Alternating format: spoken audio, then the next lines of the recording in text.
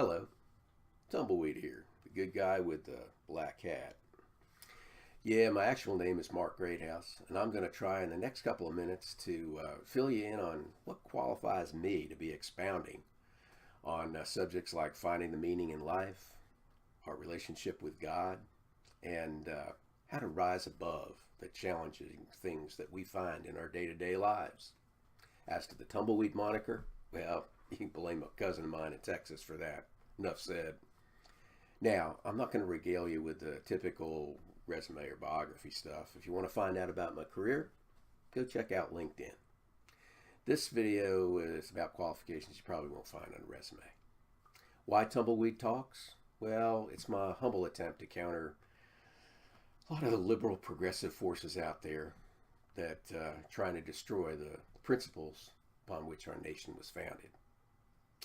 To sum my background, I'm a retired business executive, investor, entrepreneur, author, educator, church leader, and parent.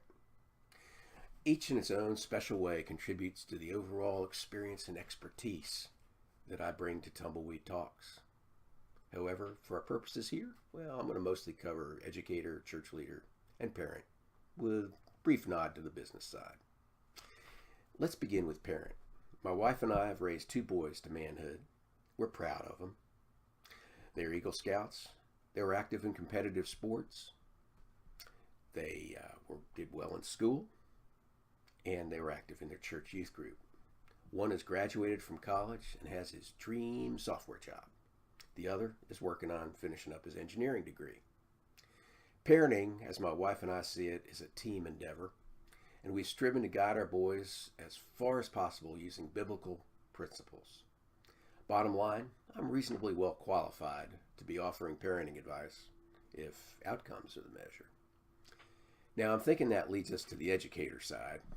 What qualifies me here? Well, funny you should ask. My wife and I homeschooled our sons, a highly rewarding experience. We were good enough at it that our boys scored high in their SATs and were able to get into the college of their choice. But there's a lot more.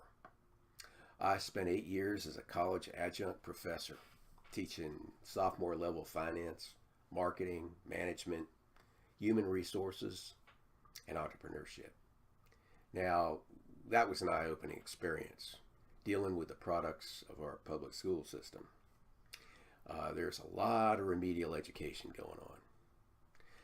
Last but hardly least, I did get myself elected to a local school board. There I experienced firsthand the Gordian knot. You heard of the Gordian knot, right? That's that mythical knot that Alexander the Great tried to solve. Yeah.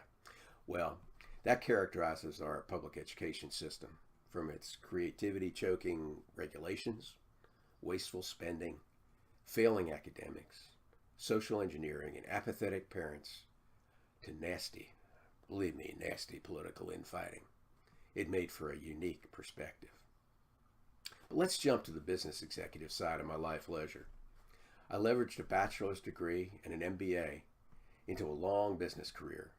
I played in the corporate sandbox, rising into senior management ranks, while learning all sorts of valuable skill sets, including finance, marketing, PR, public affairs, and strategic planning. Served me well when I leaped into the consulting world, helping several dozen clients achieve remarkable business success. Following my long corporate career and consulting gigs, and after a couple of early entrepreneurial ventures stalled, well, I became an online capitalization pioneer of sorts. Back in the late 1990s, I was served as an executive and director with the very first privately held online private equity marketplace. It was sort of like an online Shark Tank, if you will. I was a 1997 graduate of the prestigious Mindshare program down in Washington, D.C. And that, by the way, has continued now since 1997. So it's been around a while. I've been leading a local angel investor group, having raised a couple $1 million and invested a few $1,000s myself. Continues to be highly gratifying working with up-and-coming entrepreneurs and investors. A lot of fun, believe me.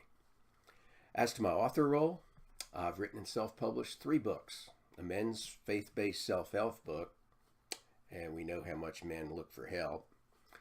A novel for teens called Jackson's Journey that sold a few copies on Amazon, and a collection of my poetry going back to my teen years. I've got a couple of Western genre novels completed, and I'm working with an interested publisher toward publishing those. And writing certainly has turned out to be a terrific outlet, even cathartic for me. You might say it's my passion, and you'd be right. Involvement in the craft is important, so I'm a member of the Poetry Society of Texas, the Pennsylvania Poetry Society, and Catoctin Voices, a local poetry group that's actually had me as their featured poet. Last but not least, church leadership. I found my way to a recommitment to Christ back in 2001 and became immersed in leadership roles in church book studies and couples groups. And recently, I even started a Christian businessmen and executives club at my church. One of my loves is reading, and I've managed to assemble a rather large library of Christian books by authors ranging from C.S. Lewis to Dr. Larry Crabb, Dietrich Bonhoeffer, and many others. Combined with the Bible, it's enabled me to profit from others' experiences and deal with a broad range of faith issues. Well, I've also managed to be involved in my community. Can't let that out. I've striven to lead by example via activities like Boy Scouts. I was an Eagle like my sons. I've done sports coaching at the middle and high school levels and community service activities. I was a Chamber of Commerce president.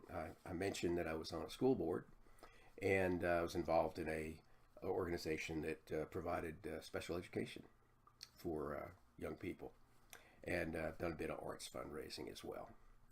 I enjoy tennis, weight training, art hobbies, and messing around with stuff in my shop.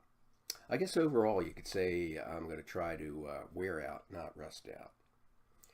Despite the aimless image a tumbleweed tends to conjure up, I do have roots. My wife and I live in the idyllic farms and rolling hills of south central Pennsylvania. I was born in New Jersey, transplanted to Maryland and thence to Pennsylvania, and I dream of retiring to the Texas Hill Country and my Irish Texan roots. So what about you? What's your life passion? What lights your fire? Famous physician and missionary Albert Schweitzer said, "Most men die young. Their bodies go on living." Hopefully, Tumbleweed Talks will bring men and women to life with hope and meaning. The total of all my experience and expertise has been the inspiration for Tumbleweed Talks. My aim is to deliver a message to Christians, faith seekers, and yes, even to atheists, to equip them to find meaning in life, establish a relationship with God, and rise above life challenges. Just saying.